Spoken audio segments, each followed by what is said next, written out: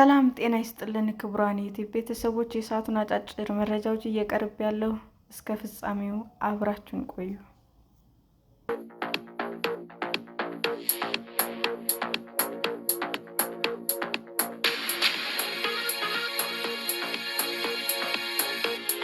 በድሆች መንደር ትምህርት ቤት በመክፈት $1 ሚሊዮን ያሸነፈችው መምህርት። በህንድ ሙምባይ ከተማ ኩላባ ገበያ አካባቢ በቀጭን መንገድ አካባቢ በአነስተኛ ኮንክሪት የተሰሩ 4 ማዕዘን ቤቶች ይታያሉ። በአካባቢው ዙሪያ ከዝቅተኛ ግንባታዎች የተገነቡ ቤቶች በደማቅ ቀለሞች አሸብርቀዋል። በቀይ፣ ሰማያዊ፣ አረንጓዴ እና ቢጫ ቀለሞች ደምቀዋል።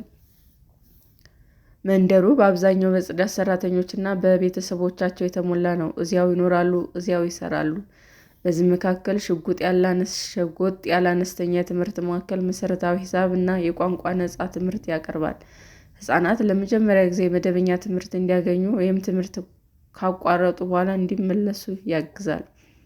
ማዕከሉ ለትርፍ ባልተቋቋመ ድርጅት ይመራል። ማዕከሉ ላለፉት 3 አስርት ዓመታት የተገለሉ ማህበረሰቦች ትምህርት እንዲያገኙ በምትሰራው በ45 ዓመቱ አርቲስት ሮቬል ናጊ በገንዘብ ይደገፋል።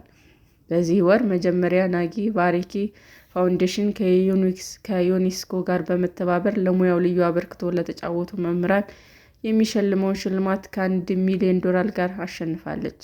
ናጊ ከ139 ሀገራት የተውጣጡ ከ5,000 እጩዎችና አመልካቾች ነው የተመረጠችው። የዓለም አቀፍ መምህራን ሽልማት እንዳለው ናጊ ሮቬል ናሂ አርቲስት ፋውንዴሽን በተባለው መንግስታዊ ባልሆነ ድርጅቷ በመላው ህንድ ከ100 በላይ በተገለሉ ማህበረሰቦችና መንደሮች 800 የመማሪያ ማዕከላትን መስርታለች። ናጊ ራቅ ላሉ ማህበረሰቦች ትምህርት ለማቅረብ ያደረባት ፍላጎት ከ3 አስርት ዓመታት በፊት ባልታሰበ መንገድ የተጀመረ ነው። ጽንሱ የተጀመረው ሙምባይ የሥነ ጥበብ መሳሪያ ውስጥ አንድ ልጅ ስተት ብሎ ሲገባ ነው። ሕፃኑ በድሆች መንደር እንደሚኖርና ትምህርት ቤት ለመሄድ አቅም እንደሌለው ተረዳች። ናጊ ከሕፃኑ ጋር ያደረገችው ቆይታ መኖሪያውን እንድታይ እንደገፋፋትና የቤቶች ግድግዳ ላይ ስዕል ለመሳል ጥያቄ እንድታቀርብ እንዳደረጋትም ተናግራለች። ስዕል የምንስልበት አካባቢ ላይ ሕፃናት መሰባሰብ ጀመሩ። ተረት መስማት ይፈልጉ እንደሆነ ጠየኳቸው፣ ሁሉም አዎ አሉ ትላለች በማስታወስ። በድሃ ማህበረሰብ ውስጥ የሚገኙ ሕፃናት መማር እንደሚፈልጉና የትምህርት ፍላጎታቸው በሥነ ጥበብ ማነሳሳት እንደምትችል ያኔ እንደገባት ናጊ ትናገራለች። ባለፉት ዓመታት ናጊና ቡድኗ በመላው ህንድ በርካታ ከተሞች ላይ ጽንሰ ሀሳቡ ቀለል ለማድረግ መምህራን ሥነ ጥበብ መሰረት ያደረገ ትምህርት እንዲያስተምሩ የሚደረግበት የትምህርት ማዕከላትን ከፍተዋል። በጎ ፈቃደኞች ክህሎት መሰረት ያደረጉ ትምህርቶችን ለመስጠት ይሰባሰባሉ። ልገሳዎች ደግሞ ልጆች መጻሕፍትን፣ ቦርሳዎችና ሌሎች የትምህርት ቁሳቁሶችን ለማቅረብ ያግዛል። አንዳንድ ጊዜ ትምህርቱ ተማሪዎች በመንደሩ ክፍት ቦታ ላይ ምንጣፎች ላይ ተቀምጠው ይሰጣል። ትምህርት የትም ቦታ ሊሰጥ ይችላል፣ መስጫ እንዲሆን ማድረግ ግን ያስፈልጋል ትላለች። ይሁን እንጂ እነዚህን ማዕከላት ማስተዳደር ፈተናም አለው። ናጊ አብዛኞቹ ሕፃናት ችግር ካለበት ቤተሰብ የሚመጡ በመሆናቸው መምህራን ሚናቸውን እንደ አማካሪና ጠበቃ ከፍ ማድረግ ይኖርባቸዋል። አንድ ልጅ ለሳምንት በአንደኛው ማዕከላችን የማይገኝ ከሆነ በጎ ፈቃደኛ ቤቱ ሄዶ ይጠይቃል ስትል ናጊ ታብራራለች።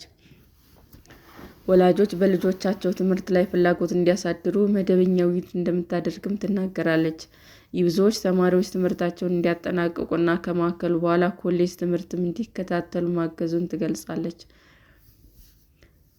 ማዩር የቀድሞ ተማሪ ሲሆን አሁን የራሱን የሥነ ጥበብ ትምህርት ቤት እና አነስተኛ የህትመት ስራ ከፍቷል። ከተመሳሳይ ማህበረሰብ የሚወጡ ልጆች እርሱ ያገኘው እድል እንዲያገኙ ቅዳሜና እሁድ በናጊ ፋውንዴሽን በጎ ፈቃደኛ ሆኖ ያገለግላል። በእንደዚህ አይነት ስፍራዎች ስትሰራ ከልጆች ብቻ ሳይሆን ከሁሉም ማህበረሰብ ጋር ግንኙነት መመስረት አለብህ።